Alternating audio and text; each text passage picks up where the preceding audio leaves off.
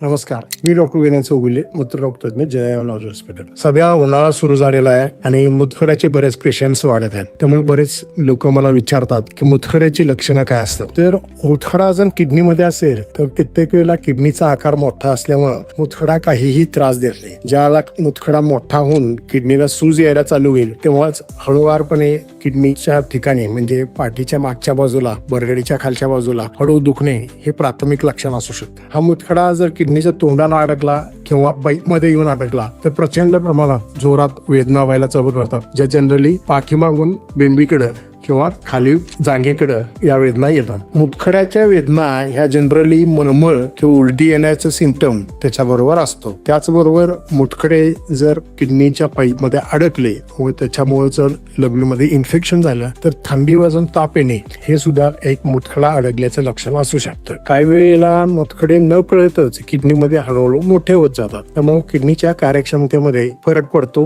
आणि कार्यक्षमता हळूहळू जर दोन्ही बाजूला मुतखडे झाले तर कार्यक्षमता कमी होते. यामुळं भूक कमी लागणे, मळमळणे, थकवा येणे, आजारी असल्यासारखं वाटणं म्हणजे हे रिनल फेल्युअरचे लक्षणं सुरू होतात. त्यामुळे काही लोकांमध्ये मुतखडा हा उशिरा डायग्नोज झाल्यामुळे किडनी फेल व्हायचं पण शक्यता असते. तर जरी पाठीमागून पोटाकडे जोरात कळणं हे मुतखड्याचं कॉमन लक्षण असेल तरी इतरही लक्षणं मुतखड्याची असू शकतात.